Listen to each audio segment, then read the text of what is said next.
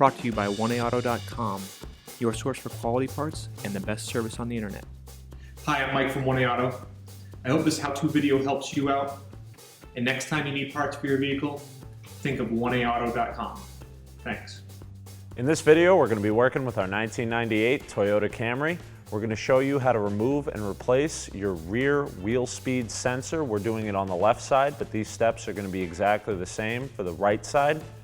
What this sensor does is picks up a signal generated by a toothed wheel on the inside of your wheel hub to gauge the speed of all four tires individually. So if one locks up while braking, the ABS pump can pulsate that brake and prevent you from locking up and going into a skid. If you like this video, please click subscribe. We have a ton more information on this car as well as many other makes and models. And if you need this part for your vehicle, you can follow the link down in the description over to oneauto.com. Here are the items you'll need for this repair.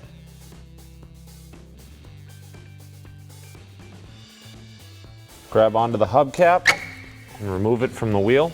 We're going to use a 21mm socket and breaker bar to remove all 5 lug nuts. We'll crack them loose now, raise and support the vehicle, and then finish removing the lugs. We've put our vehicle on a lift to make it easier to film for you, but this job can be easily done with a jack and jack stands. Remove the wheel and tire. Find the anchor points under the seat and lift up firmly.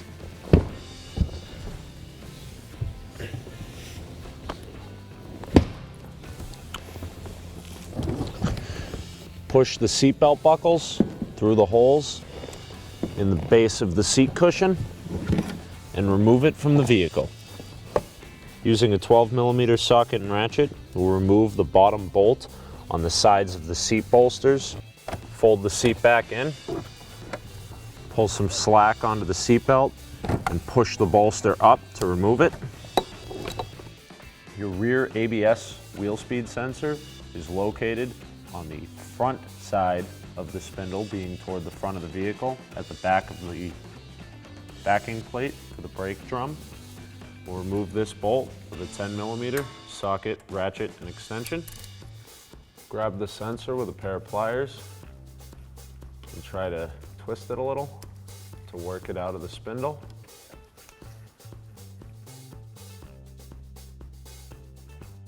If the pliers don't work, you may be able to tap a flat blade screwdriver back behind it with a hammer. Remove it that way. Now we've broken our sensor there on the way out. It's not uncommon with these. So what we're going to try to do is get that flat blade screwdriver against the plastic and try to crack it. That way it'll collapse in on itself, making it easier to remove. Our sensor is really stuck. If you get yours out in one piece, you don't have to follow these steps, but we're going to remove the wheel hub to be able to get inside there and get that sensor out. Remove the drum. Now if you locate the 4 bolts on the back side of the wheel hub here, you can reach them through the large hole in the hub itself. Remove those with a 14mm socket, ratchet, and extension.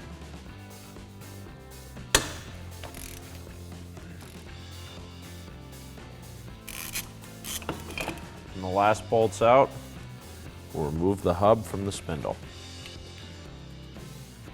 You can see where that cap from the ABS sensor comes through inside. We're going to go ahead and try to knock that out with a screwdriver and a hammer.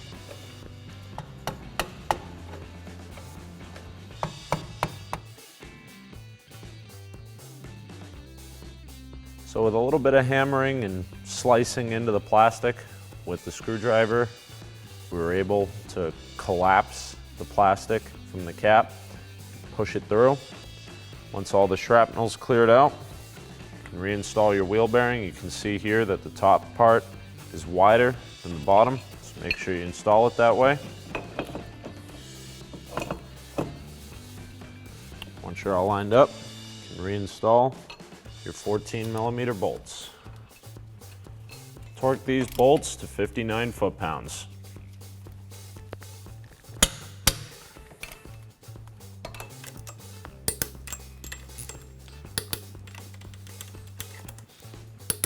Reinstall your brake drum, being sure that the plug for the brake adjuster lines up with the big hole in the hub.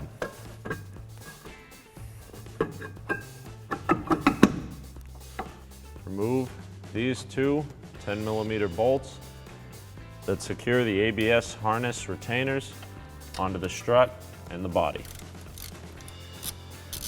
Do this using a 10mm socket ratchet and extension.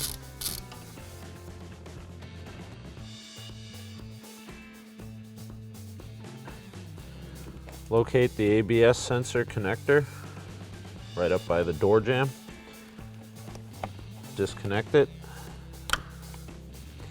and push the rubber through the body. You can now remove the sensor and harness from the vehicle. Here we have our old ABS sensor that we removed from our vehicle and our new part from 1AAuto.com. As you can see, these sensors and harnesses are exactly the same. We have the same sensor on the end. This is what it's actually supposed to look like. Ours got frozen in the spindle and broke on the way out. That's very common with these. We have the same retainers to keep the wire harness where it belongs. Same grommet to insulate it where it goes through the body. And the same 2-pin electrical connector on the end. What your ABS sensor does, or your wheel speed sensor does, is there's a toothed wheel on the inside of the hub at the back. This sensor picks up the signal generated by that rotating toothed wheel, and that pattern changes as it spins faster and slower. The frequency of the signal changes. This is how it judges whether or not all 4 wheels are spinning together. So if you were to lock up your brakes on a snowy road or in rain, it'll stop that brake from engaging through the ABS pump and allow the wheel to spin again, making it so you can control your vehicle and steer while braking. It'll pulsate that on and off so it still slows you down but doesn't lock up and create a skid. So if your ABS sensor is throwing a code or your ABS isn't functioning properly, this sensor from 1AAuto is going to go in direct fit, just like your original equipment, and fix you up right. Send the electrical connector back inside of the body from the wheel well. Pop the rubber grommet back into place. Reinstall the bracket.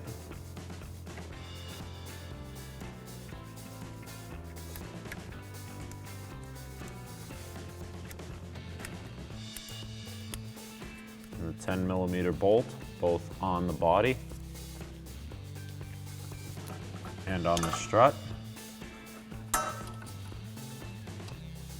We're going to grease the opening for the sensor a little bit just to try to keep it from getting seized in there and to make sure it goes back in smoothly.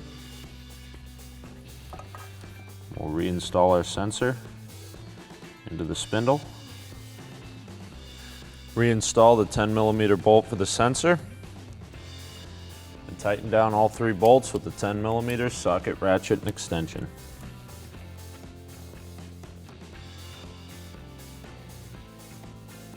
Reinstall the wheel and tire. Get all the lug nuts down as tight as you can by hand. Lower the vehicle carefully back onto the wheel and tire. Torque the lug nuts to 76 foot-pounds in a cross pattern. Line up the notch in the hubcap over the valve stem. Tap the hubcap back into place. Reconnect the electrical connector. This slot here is where we're going to install this plastic tab on the back of the side backrest. Push in and down, grab the back of the backrest and pull toward you to make sure it's locked into place. Now we'll reinstall our 12mm bolt at the bottom. Reinstall the bottom seat cushion. Once you've got it laid into place, you'll have to reach through and pull the bottom of the belt buckles back in. There are 2 on the passenger side, 1 on the driver's. Slide the back of the seat into place. line up the brackets, and knock them in at the front. Thanks for tuning in. We hope this video helped you out. Next time you need parts for your car, please visit oneauto.com. Also check out our other helpful how-to as well as diagnosis videos.